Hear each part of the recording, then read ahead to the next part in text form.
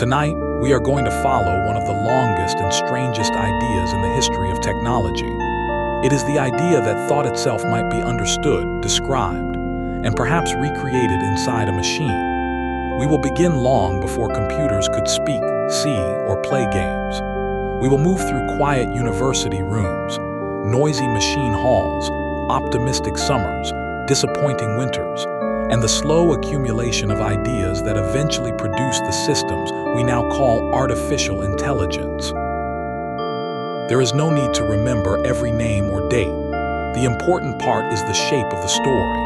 Artificial intelligence did not arrive in one moment, and it did not advance in a straight line. Again and again, researchers found a small piece of intelligence that could be described precisely. Again and again, they discovered that the remaining pieces were larger than they had expected. Each success changed the meaning of the problem. Each failure left behind a tool that someone else would use later. So settle into whatever position feels comfortable. Let the details pass by without effort. If you remain awake, you will hear how logic became programs, how rules gave way to learning, and how learning eventually became language. If you fall asleep, the observatory can continue without you. Context will keep watch over the quiet lights, while the history of artificial intelligence unfolds at its own patient pace.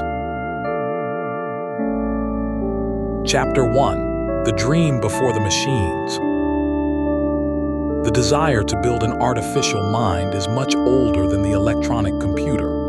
Ancient stories imagined statues that moved, mechanical servants, talking heads, and objects that seemed to contain a spirit. These stories were not engineering plans. They were ways of asking where life and intention came from. If a human-made object could move by itself, could it also choose? If it could answer, could it also understand? The machines were imaginary, but the questions were already familiar. Centuries later, clockmakers built automata that turned these old stories into physical performances. Metal birds moved their wings. Mechanical musicians played instruments. Dolls wrote short messages with pens held in wooden fingers. Hidden gears created an impression of purpose. To an audience that could not see the mechanism, the movement looked almost alive. Yet every motion had been chosen in advance. The automaton did not know the tune it played. It followed the shape of its machine. This difference between appearance and inner process would remain at the center of artificial intelligence. A system can behave as if it knows something without knowing it in the human sense. It can produce the right move without feeling confident. It can form a sentence without hearing a voice inside itself. Long before software, automata taught people that complex behavior could come from simple parts, and that an observer could easily mistake an elegant mechanism for an invisible mind. The next important step was not a machine, but a way of writing thought. Mathematics had always offered symbols for quantities and shapes. Logicians gradually extended this idea to reasoning itself. A statement could be represented by a symbol. A valid inference could be represented by a rule. A long argument could be broken into small, checkable operations. The dream of a thinking machine became less mystical. Perhaps a machine would not need a soul made of metal. Perhaps it would need a language precise enough to express a problem. In the 19th century, Charles Babbage designed mechanical calculating engines, and Ada Lovelace considered what such a machine might do if its operations were described symbolically. She observed that a machine could manipulate things other than ordinary numbers if those things could be represented through formal rules. Music was one of her examples. The machine did not need to contain music in the way a piano contains strings. It needed a representation and a sequence of operations. This was a quiet but powerful shift. Computation could be understood as the manipulation of symbols. Still, a major boundary remained. Following a rule is not the same as discovering a rule. Calculating a known formula is not the same as recognizing a new pattern. A machine designed for one purpose may perform that purpose perfectly and remain completely useless outside it. Early mechanical designs showed that reasoning could be decomposed, but they did not show how a machine might adapt, learn, or decide what deserved attention. By the early 20th century, mathematics itself was asking whether every well-defined problem could be solved by a definite procedure. This was not a question about robots. It was a question about the limits of proof and calculation. Yet it created the foundation on which artificial intelligence would later stand. Before anyone could build a machine that appeared to think, someone had to explain what a general machine was. The answer came through an imaginary device. It used an endless tape, a small set of symbols, and a head that could read, write, and move according to simple instructions. The imaginary device looked almost absurdly limited, but its simplicity was the point. If a task could be described as a sequence of formal operations, this general machine could, in principle, perform it. The person who described that machine was Alan Turing. Chapter 2. Turing changes the question. Alan Turing's early work helped define computation before electronic computers had become ordinary physical objects. His abstract machine was not designed to look intelligent. It was designed to make the idea of a mechanical procedure precise. That precision mattered because it separated two questions that people often mix together. One question was whether a problem had a systematic solution. The other was whether a physical machine could carry out that solution. Once the procedure was clear, engineering could begin. During and after the Second World War, electronic computing moved from theory into large rooms filled with cables, switches, valves, heat, and noise. These machines were difficult to program and narrow by modern standards. Yet they revealed an important fact. The same hardware could perform very different tasks when given different instructions. A machine was no longer only a calculator built for one equation. It could become a new machine through software. In 1950, Turing published a paper called Computing Machinery and Intelligence. It opened with a question that sounded direct. Can machines think? Turing immediately noticed that the words machine and think could pull the discussion into endless definitions. Instead of trying to settle the meaning of thought, he proposed a more operational game. A human judge would exchange written messages with unseen participants and try to determine which participant was human and which was a machine. The imitation game did not prove that behavior and consciousness were identical. It did something more practical. It moved the debate from hidden essence to observable performance. Instead of asking what mysterious substance a mind required, researchers could ask what abilities would make a machine's answers difficult to distinguish from human answers. Language, memory, knowledge, learning, and social judgment all entered the problem at once. Turing also considered objections that still appear in modern conversations.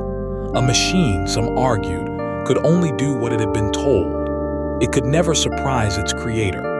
Turing replied that machines already produced results that surprised the people who built them, often because the consequences of their instructions were too complex to predict in advance. Surprise did not require magic. It could emerge from the distance between a simple rule and a complicated result. Another idea in Turing's paper was the child machine. Rather than trying to program the complete structure of an adult mind, perhaps researchers could build a simpler system and educate it. This suggestion contained the seed of machine learning. The designer would not specify every final behavior. The designer would shape a process through which behavior could develop. Learning would become part of the program rather than something finished before the program began. The distinction is easy to overlook. A traditional program is like a carefully written set of directions. It says what to do when each situation appears. A learning system is closer to a procedure for changing those directions after experience. It may begin with adjustable parameters rather than finished knowledge. Training alters those parameters until the system behaves more usefully on the examples it has seen. In the early 1950s, this remained mostly an aspiration. Computers were rare, expensive, and painfully limited. Memory was measured in quantities that now seem tiny. Programs were entered through switches, paper tape, or punch cards. A researcher might wait hours or days to discover that one instruction was wrong. The idea of an artificial mind had to fit inside machines that struggled with tasks now performed by a pocket calculator. Yet the conceptual pieces were present. There were general computers. There was a formal understanding of algorithms. There was an operational test based on conversation. There was even the suggestion that machines might learn from experience. What the field did not yet have was a name that could gather these pieces into one shared project. That name would appear in a proposal for a summer workshop in Hanover, New Hampshire. The phrase was ambitious, slightly strange, and broad enough to contain many competing ideas. The phrase was artificial intelligence. Chapter 3. Dartmouth gives the field a name. In 1955, John McCarthy and several colleagues proposed a summer research project at Dartmouth College. The meeting would take place in 1956. Its proposal rested on a bold conjecture that every aspect of learning and other features of intelligence might be described so precisely that a machine could simulate them. The wording captured the optimism of the moment. Intelligence was not treated as one mysterious whole. It was treated as a collection of processes that might be studied separately. The summer workshop did not produce a single blueprint for intelligence. It did something more durable. It created a field in which different methods could compete under the same name. Some researchers focused on symbolic logic. Some explored neural networks. Some worked on search, language, games, perception, or learning. They shared a destination without agreeing on the best road. Early demonstrations were impressive because computers had previously been associated with arithmetic. Programs could prove selected mathematical theorems, solve puzzles, and play simplified games. If a task could be described as a search through possible states, a program could examine choices and reject paths that led nowhere. This made reasoning look like navigation through an invisible tree. Imagine a quiet constellation of possibilities. Each point is a situation. Each line is an action. A program begins at one point and looks ahead. If the tree is small, it can examine every branch. If the tree is enormous, it needs a way to decide which branches appear promising. That deciding rule is called a heuristic. A heuristic does not guarantee the perfect path. It reduces the search to something a limited machine can manage. This pattern appeared in chess, theorem proving, route planning, and many puzzles. The program did not need to think exactly like a human player. It needed a useful representation of the board, a way to generate legal moves, a way to evaluate positions, and enough time to search. Intelligence in this approach became a combination of symbols and selective search. The symbolic approach had an appealing clarity. Knowledge could be written as facts. Reasoning could be written as rules. Goals could be represented explicitly. When the system reached a conclusion, a researcher could often trace the path. This made early artificial intelligence feel like an extension of logic. If enough of the world could be translated into symbols, perhaps a general reasoning machine would follow. But the world resisted translation. A small puzzle contains only the objects and rules chosen by its designer. Everyday life contains unspoken assumptions. A cup can hold water, but only when it is upright and intact. A door may be locked, blocked, painted onto a wall, or already open. Humans carry enormous stores of background knowledge and use them without noticing. A program needs those assumptions to be represented somehow. This became known as the problem of common sense. The difficulty was not simply that computers were slow. Even an infinitely fast machine cannot search knowledge that has never been represented. Researchers had to decide what counted as an object, which relationships mattered, how time changed a situation, and which exceptions could invalidate a rule. The effort required to describe an ordinary room could become larger than the program intended to reason about it. There was also the problem of scale. A method that worked beautifully on a small example could collapse when the number of possibilities grew. Search trees expanded exponentially. A few extra moves could turn a manageable game into a universe of branches. A few extra facts could create unexpected interactions among rules. Success in a demonstration did not guarantee success in an uncontrolled environment. The early field nevertheless moved quickly. Optimistic predictions followed impressive prototypes. Some researchers expected language, vision, and general problem solving to advance within a generation. Their confidence was not irrational. They had watched machines cross boundaries that had recently seemed philosophical, but they underestimated how much invisible knowledge ordinary intelligence uses. The first era of artificial intelligence established the basic vocabulary of goals, states, rules, search, and heuristics. It also established a pattern that would repeat. A narrow success suggested a general solution. The general solution revealed new difficulties. Expectations moved faster than the hardware, data, and theory. When progress slowed, enthusiasm would fall sharply. Chapter 4: Symbols, Networks, and the First Winters. Symbolic reasoning was not the only approach. Another tradition tried to learn from the structure of the brain without reproducing its biology in detail. A simple artificial neuron received several inputs, assigned a weight to each one, combined them, and produced an output. A network of such units could, in principle, learn a mapping from examples instead of receiving every rule from a programmer. One early model was the perceptron. It could adjust its weights when it made a mistake. For certain kinds of classification, this was enough to learn a boundary between examples. The idea was exciting because the knowledge was distributed through numbers rather than stored as a list of human-readable rules. The machine could improve from data. Yet simple perceptrons had strict mathematical limits. They could separate patterns only when those patterns could be divided by a suitable linear boundary. Problems that required several layers of representation could not be solved by the simplest model. At the time, training deeper networks was difficult, computers were limited, and useful datasets were small. Neural networks did not disappear, but they lost their position at the center of the field. Symbolic systems faced their own limits. Programs that performed well in carefully constructed worlds became fragile when the environment changed.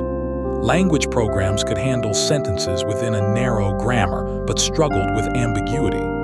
Vision programs could identify shapes under controlled lighting, but failed when objects overlapped or appeared from unfamiliar angles. A demonstration could be both real and misleading. It showed that a task was possible under certain assumptions, not that the task had been solved in general. Funding organizations and governments had supported artificial intelligence because its promises appeared strategically important. When ambitious forecasts were not met, reports became more critical and budgets tightened. The phrase AI winter later came to describe periods when confidence, attention, and investment fell. There was not one global winter with one beginning and one end. Different countries, institutions, and methods cooled at different times. The winter metaphor can hide something important. Research did not freeze completely. Work continued under other names. Pattern recognition, control theory, operations research, statistics, cognitive science, and computer vision all developed techniques that would later return to artificial intelligence. A field can lose a fashionable label while its underlying problems remain active. This is one of the recurring lessons of AI history. Names change faster than problems.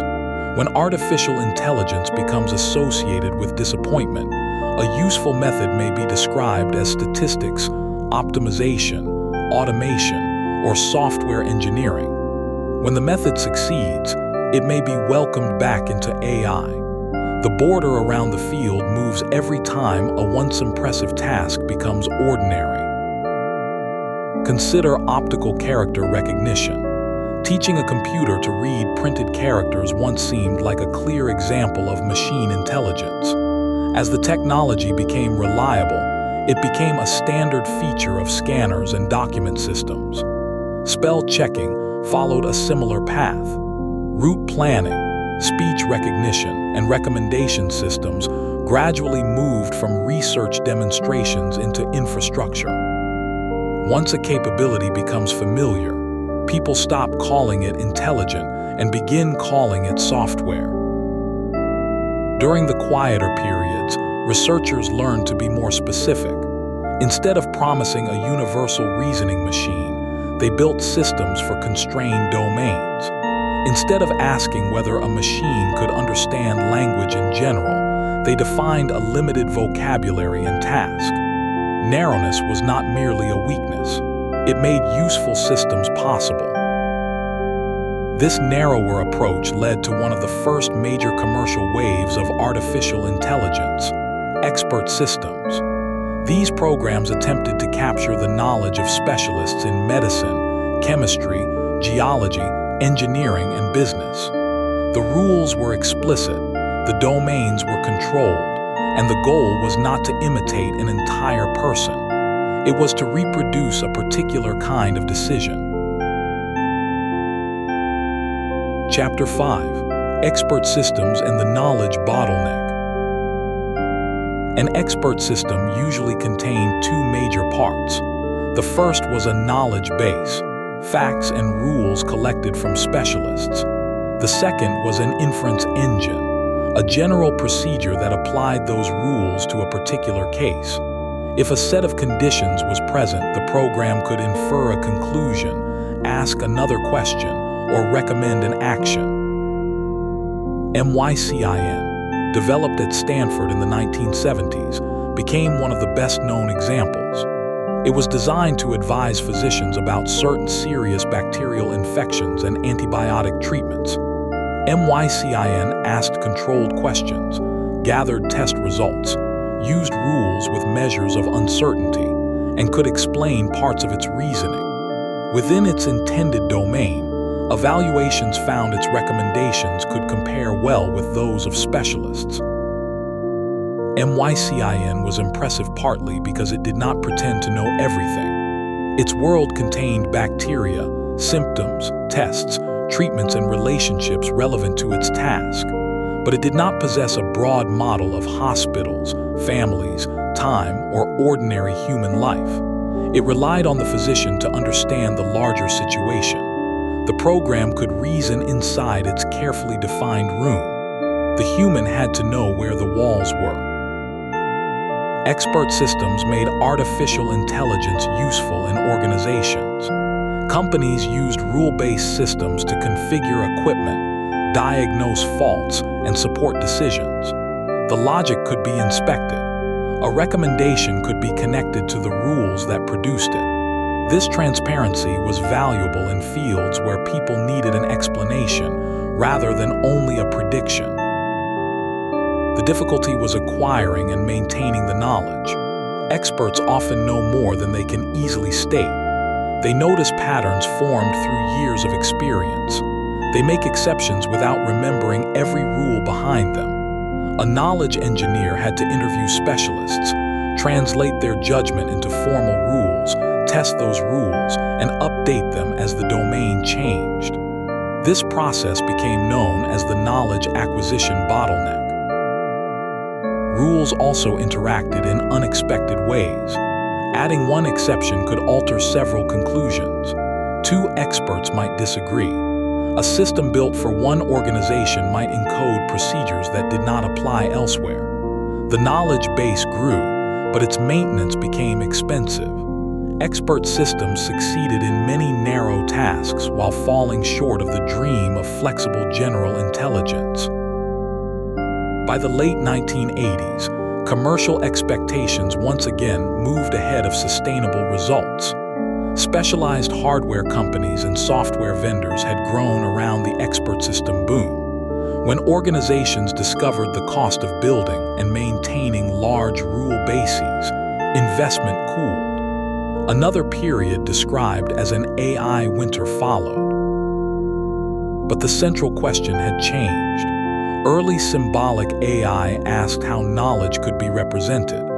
Expert systems revealed that representation alone was not enough. The world produced more cases, changes, and exceptions than people could comfortably write by hand. A more scalable system would need to extract useful patterns from data. At the same time, a method for training multi-layer neural networks was gaining new attention. Backpropagation adjusted the weights inside a network according to how much each connection contributed to an error. Instead of writing the useful internal features directly, a designer could provide examples and let hidden layers develop representations. The 1986 paper by David Rumelhart, Jeffrey Hinton, and Ronald Williams described how this learning procedure could repeatedly reduce the difference between actual and desired outputs. The concept was powerful, but its practical reach was still limited. Deep networks required more computation, more data, and better training methods than most researchers could access. So the ingredients waited. Neural learning had a workable mathematical procedure. Digital information was beginning to accumulate. Computers were becoming faster. None of these changes alone would create the next wave. Together, over many years, they would alter the balance between rules written by people and patterns learned from examples. Chapter 6. Learning returns through data and GPUs. During the 1990s and early 2000s, machine learning became increasingly connected to statistics. Researchers focused on measurable performance across datasets. A model would train on examples, then be evaluated on examples it had not seen. This separation between training and testing encouraged a different scientific culture. Progress could be compared through shared tasks and benchmarks. The shift also changed the role of the programmer. In a rule-based system, the programmer tried to express the decision process. In a machine learning system, the programmer chose a model, an objective, data, and an optimization method. The final decision boundary emerged from training. Knowledge became less readable but easier to scale across many examples. Not every machine learning method used neural networks. Decision trees, support vector machines, probabilistic models, and ensembles achieved excellent results. The wider field learned how to handle uncertainty, avoid overfitting, select features, and estimate generalization. These ideas remain inside modern AI even when the visible system is a deep neural network. One public milestone arrived in chess. In May 1997, IBM's Deep Blue defeated world champion Garry Kasparov in a standard match. Deep Blue combined specialized hardware, search, evaluation, and extensive chess knowledge. IBM reports that it could examine around 200 million positions per second. It was not a general mind. It was an extraordinary machine built around one formal world. The match showed both the power and the narrowness of AI. Chess had long served as a symbol of human intellect. A machine had now surpassed the best human player under the rules of the game. Yet Deep Blue could not explain a poem, recognize a street, or learn a new board game from conversation.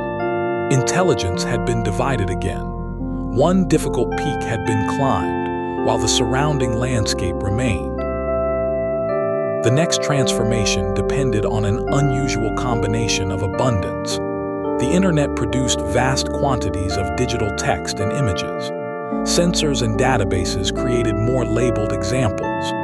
Graphics processors, originally optimized for drawing many pixels in parallel, proved well suited to the repeated matrix operations used in neural networks. Training larger models became practical. In 2012, a deep convolutional network often called AlexNet achieved a dramatic result on the ImageNet image recognition benchmark. The system was trained on more than 1 million images across 1,000 classes.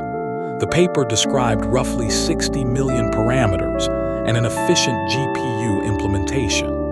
Its error rate was far better than competing approaches in that challenge. AlexNet did not invent every component it used. Convolutional networks, backpropagation, and GPUs already existed. Its importance came from combination and timing. The dataset was large enough, the hardware was fast enough, the training techniques were effective enough, and the benchmark made the improvement visible. A collection of old ideas crossed a practical threshold. After 2012, deep learning spread rapidly through computer vision, speech recognition, translation, and other fields. Models learned layers of representation. Early layers might respond to edges or simple patterns. Later layers combined them into more complex features. The engineer no longer had to define every useful visual feature by hand. This success introduced new limitations. Learned representations could be difficult to interpret. Models inherited biases and gaps from their data. Small changes to an input could sometimes produce surprising errors. A benchmark score did not guarantee reliable behavior in the world. The knowledge bottleneck had not disappeared. It had changed form. Instead of writing rules, people now had to collect, filter, label, and govern data. The scale of computation also became part of the method. Larger models and larger datasets often produced better results, but they required expensive infrastructure.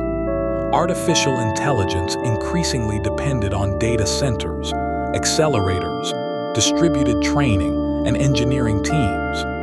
The image of a lone researcher writing a clever program gave way to systems built through enormous coordinated effort. By the middle of the 2010s, deep learning had become the dominant approach in many areas. Yet one domain still carried special symbolic weight.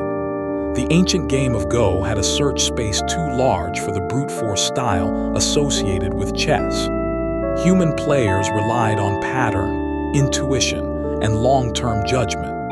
A system that mastered Go would need a different balance of learning and search.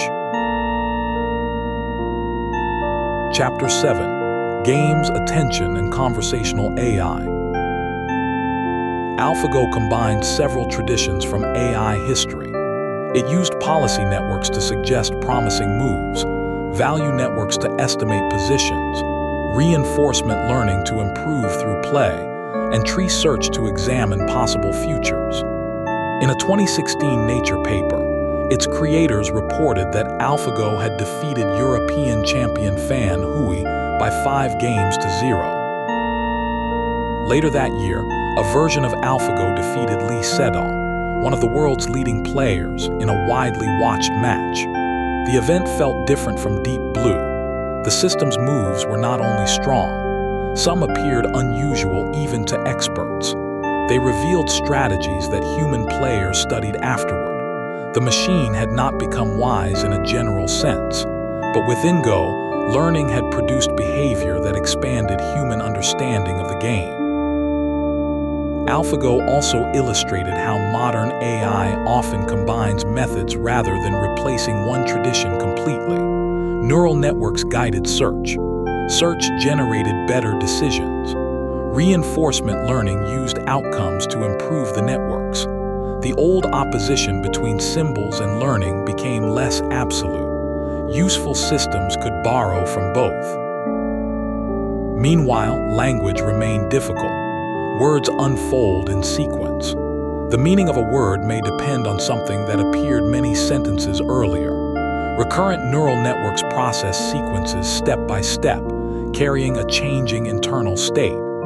These systems improved translation and speech, but long dependencies were hard to manage, and sequential processing limited training speed.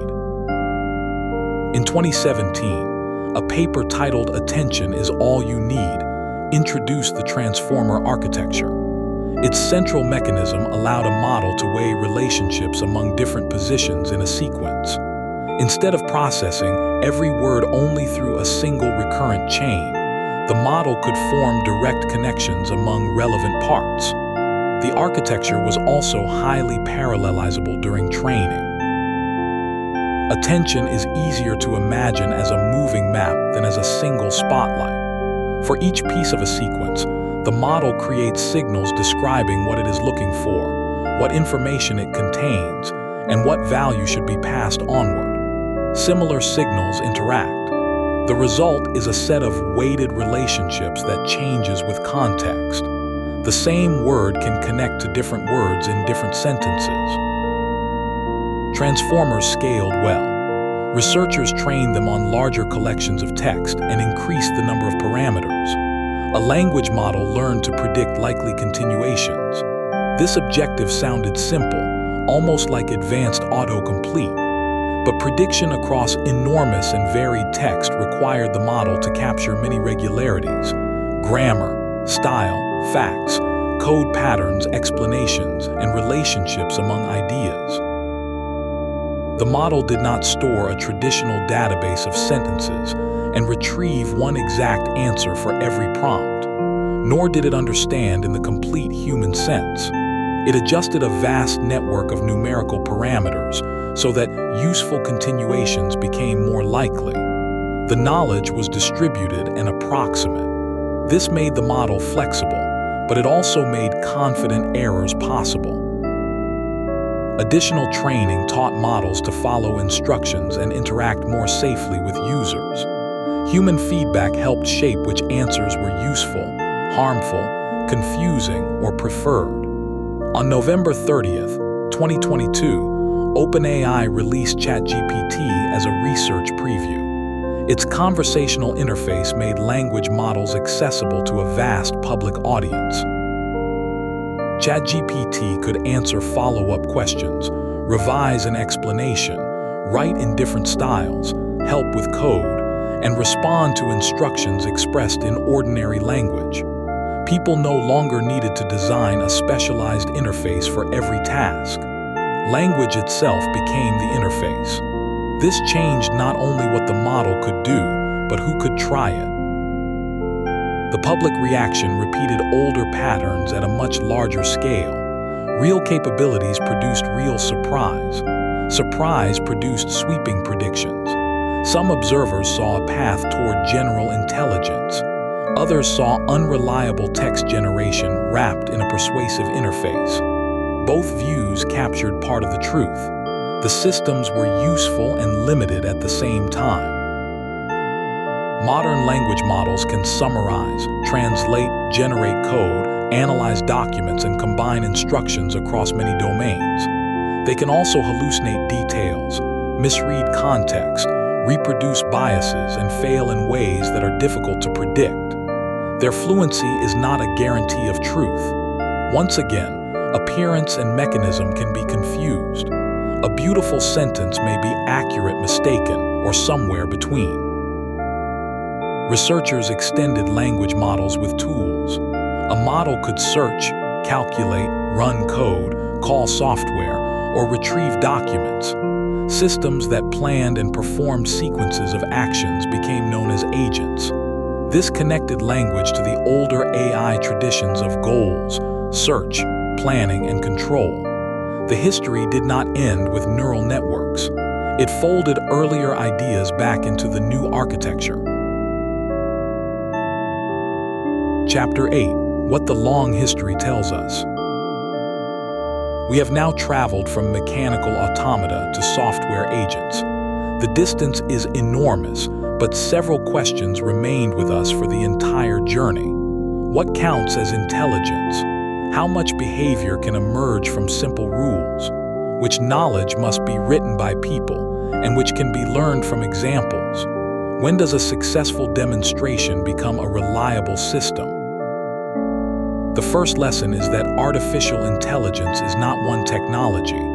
It is a family of methods connected by an ambition. Search, logic, probability, neural networks, optimization, language modeling, and control all belong to the story. Different problems favor different combinations. The idea of one final algorithm that simply replaces the whole field has repeatedly proved too simple. The second lesson is that progress depends on systems around the algorithm. Turing's ideas required electronic computers. Neural networks required data, hardware, and training methods. Language models required large-scale infrastructure and interfaces that ordinary people could use. A theoretical method may wait decades for the rest of its environment to become ready. The third lesson is that every representation creates a boundary. A symbolic system knows what its rules describe. A neural system learns what its data and objective reward. A language model operates through patterns that can be expressed in its context and parameters. No representation contains the whole world. Safety and reliability depend partly on understanding what has been left outside. The fourth lesson is that intelligence becomes invisible when it becomes ordinary. Chess programs, speech recognition, translation, route planning, and image search were once dramatic demonstrations. Today they are features. The phrase artificial intelligence often points toward the newest unsettled boundary, while yesterday's AI becomes software infrastructure. This moving boundary can make the present feel uniquely revolutionary. In some ways, it is. Language models provide a general interface across tasks, and their capabilities can be combined with tools at extraordinary speed. But the historical pattern remains useful. A broad demonstration is not the same as robust deployment. Fluency is not judgment. Performance on a benchmark is not complete understanding. The modern field is also shaped by economics. Training advanced systems requires chips, energy, data centers, and skilled teams. Industry now produces many of the most notable models because few academic laboratories can match that scale. At the same time, the cost of using trained models has fallen rapidly. Expensive creation and cheap distribution can exist together. Measurement has become part of the infrastructure as well. Early researchers could demonstrate a program on a handful of carefully chosen problems. Modern systems are often compared across large benchmark suites, standardized datasets, safety tests, and real-world evaluations. These measurements make progress visible, but they also shape what researchers optimize. When a benchmark becomes influential, teams learn how to improve on it. The score may rise faster than the underlying quality the benchmark was intended to represent. This is another old pattern in a new form. A formal test gives researchers a clear target, just as a chessboard gives a search program a clear world. The clarity makes engineering possible. It also hides everything outside the test. A model may perform well on familiar questions and struggle when a request is unusual, ambiguous, or connected to consequences that the evaluation did not include. Good measurement is not a final answer. It is a map, and every map leaves out part of the terrain. The people around a system therefore remain part of its intelligence in practice. Users provide goals. Engineers choose tools and permissions. Institutions decide which errors are acceptable. Reviewers investigate failures. A model can generate a proposal, but a social process determines whether that proposal becomes a medical decision, a financial transaction, a piece of software, or nothing at all. The history of AI is partly the history of algorithms, and partly the history of humans deciding where those algorithms belong. That shared responsibility is easy to miss when a system answers in a single, confident voice. Behind the answer are training choices, hardware limits, evaluation rules, product decisions, and the judgment of whoever decides to act. The machine may be the visible speaker, but it is never the whole institution. This means artificial intelligence may spread less like one robot arriving at every door and more like electricity entering many tools. Some applications will be visible: assistants, robots, generated media, and autonomous systems. Others will be quiet: scheduling, filtering, forecasting, translation, fraud detection, scientific search, and software maintenance. What happens next is uncertain. Larger models may continue to improve. New architectures may reduce their dependence on scale. Systems may gain more reliable memory, planning, perception, and action. Regulation, energy limits, data rights, security, and public trust may shape the field as strongly as algorithms do. These are informed possibilities, not settled outcomes. The history gives us a useful way to listen to predictions. When someone says that a new system changes everything, we can ask what exactly it does, under which conditions, with which resources, and how its failures are measured. When someone says that nothing has changed, we can look for the practical threshold that may have quietly been crossed. Artificial intelligence has always lived between two errors. One error is to imagine a mind where there is only mechanism. The other is to dismiss a mechanism because it does not resemble a human mind. Useful judgment lies between them. A system does not need consciousness to transform work, science, communication, or power. And a system can transform those things without becoming wise. In the observatory, the lights now form a long arc. At one end is a question written in 1950. At the other is a conversation happening tonight. Between them are many machines, many disappointments, and many patient improvements. No single point contains the whole story. The future of artificial intelligence will probably follow the same uneven rhythm. Some promises will arrive later than expected. Some narrow tools will matter more than grand demonstrations. Some old ideas will return when new hardware makes them practical. Some limits will be mistaken for permanent barriers, and some temporary successes will be mistaken for final solutions. For now, there is nothing else you need to solve. The question of machine intelligence has waited for generations and can wait until morning. Context will dim the observatory, the orbital lines will slow, and the remaining signals will move quietly beyond the glass. This has been the story of artificial intelligence, from the first attempt to describe mechanical thought to machines that can answer in language. Thank you for listening. Rest well, and let the future continue at a distance.